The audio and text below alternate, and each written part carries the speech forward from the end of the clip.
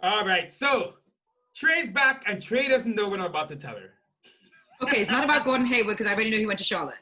It's not any of that. Ready? Yeah. The Knicks have signed to a one-year deal Elfrid Payton. Take notes.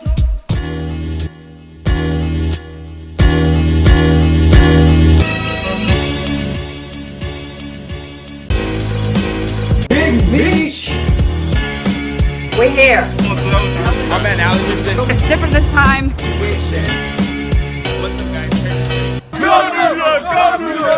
What's up, guys? Terry and Trey here. Just want to say thanks for all the loyal support and all the new subscribers. If you haven't subscribed and you like our content, please subscribe right here. Terry just gave me some big news. Well, not that big news. He said that we signed Elfrid Payton, who we just let go of, and now we just signed him back for a 1 year. Hold on, for a 1 year deal, but you're telling me it's a lot of money. How much money could we be possibly paying him?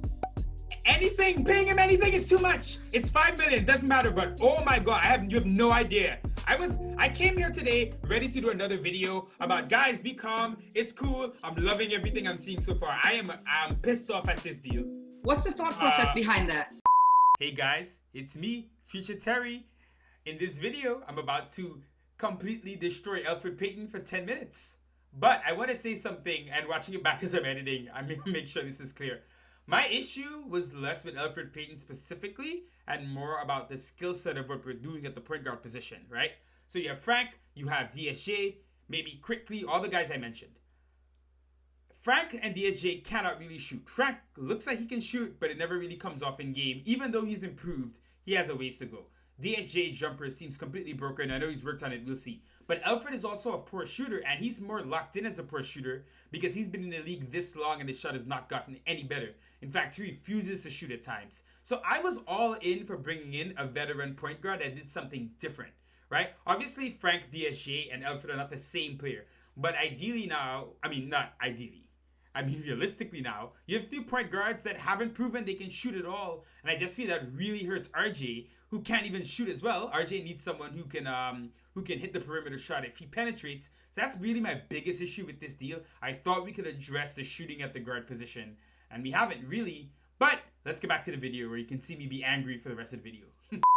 Obviously, we've probably been looking for a more veteran point guard. I was thinking DJ Augustine, he's off the market. I was thinking maybe they'll make a trade for George Hill. He's off the market.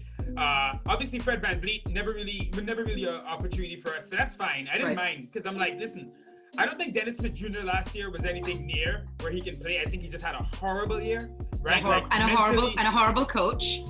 And a horrible coach. So listen, I don't really like Dennis Smith Jr. that much, but I don't think he's as bad as he was last year. And then Frank, Frank has had his issues this whole time here, but you've seen him getting a little bit better. End of last year, started showing some progress. 20 and 10, the youngest Knick ever with 20 and 10. So what really pisses me off about this, and like I said, I was coming here today to do some nice happy stuff about why we should be patient and everything. But the Knicks needed a veteran point guard, we know this. But they didn't really sign anyone in free agency. And we kind of got to the point where we had Dennis Smith Jr., Frank Ntilikina, Emmanuel Quickly, who can play the point guard a little bit. We had Miles Powell, who we signed, and we had Jared Harper, who's on a 2-way. Since it's clear we're not going to really try to win too many games this year, we're just going to play and see if the kids develop. Bringing back Elfrid Payton to me seems so pointless because now in a contract year, you're not really going to see what DHG or Frank have, right? Mm-hmm. So you're already, you can't develop everyone. All Elfrid Payton does is pass to Julius Randle. We saw he ignores RJ. We've seen this. He can't shoot the 3, and he's already like 26, 27. I'm like, I got it last year. I'm like, you know what? Why not? Let's try it out. Mm-hmm. And I'm not trying to just shit on Elfrid Payton. He actually had some nice moments last year. He's a decent player, but I do not get the point of Elfrid Payton for this team. Well, you don't get the point. I have a point. You have mentioned, and we've spoken about how these guys have not played for the last 9 months, right? But we have this new front office who have been, I'm thinking they have been watching them play. So has Thibodeau seen something in Elfrid Payton as to why he wants to put him in that position? Elfrid hasn't been at the workouts. It makes less and less. Not just that. You know what's the worst part? It's because of a weird thing with the CBA. He has a no trade clause now.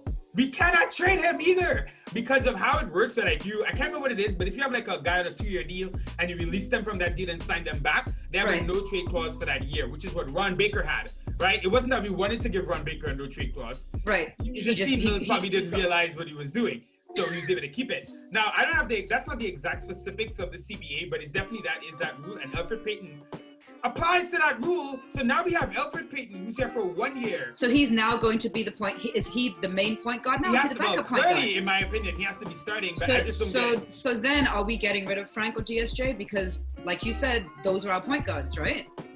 I mean, you know, I watched the video yesterday when we lost KP, and in the video, I'm literally screaming, talking about you know who we got for KP? DSJ, and I was pissed. So I'm still pissed because he still hasn't been a point guard. I don't know what they're gonna do with Frank at this point, and I'm not following what's going on here. I was feeling very confident with this front office. Now you got me looking side-eyed. Yes. Sorry, I'm looking side-eye right now. I feel because up to this point, right? They didn't do what they did last year, which is sign a bunch of guys, whatever. They signed Alec Burks, really good deal for me. I like it, right? That's the only signing. They drafted a couple guys. We signed Miles Powell, who is a undrafted rookie. I'm like, okay, you know what? We're not gonna do much. We're gonna keep the cap space. Maybe we'll do something. And I'm like, let those point guards just play it out. Because at this point, they're all 22, whatever. It's about to be free agency for them. I do not think last year, especially for DHA, is really an indication of the players that they are, especially with Fizz and all that. So I'm like, why not just that? Now I'm like, so you're like, what's the? And then he only passed. The thing is, you talk about development. All Payton did last year was pass to Randall. And the thing is, I know people in the comments are gonna get angry at me. Elfrid did play decently in a vacuum. He can pass the ball clearly. He's kind of, he's a little bit of point guard savvy about him. But it's also about what's the point of this for the franchise, right? And when I see Elfrid Payton, I'm like, one of the two between DHA and Frank are just gonna be kind of not mattering now. Now, obviously, players can get injured. It's COVID. Guys can catch COVID. They could be out for 2 weeks. That's been happening. Listen. So think logically then, right? Because, okay, I remember watching Elfrid play in a few games, and the biggest difference between him and Frank, to me, was that Elfrid can think on his feet. So whereas Frank plays these very mechanical sort of shots and he knows what to do, Elfrid was much more able to switch on a dime, right? So he does have that ability. However, here's what I'm thinking.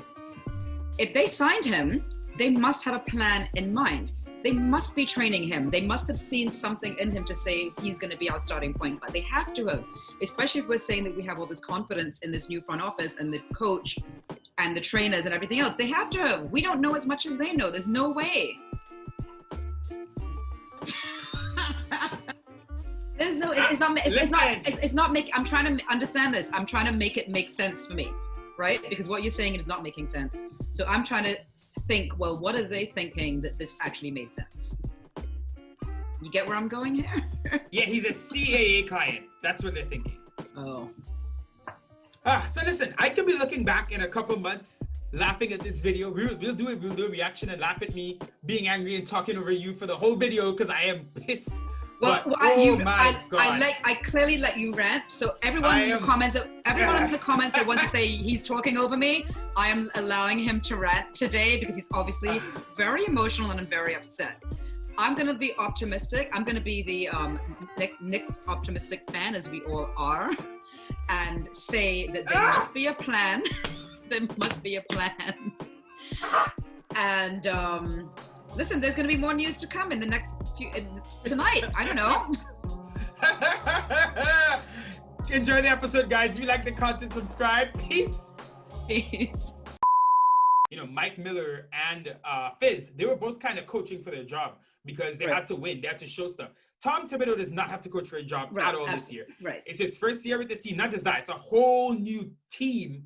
So they know we didn't get the big players. Well, it's not a whole new team because now we got Elfrid back.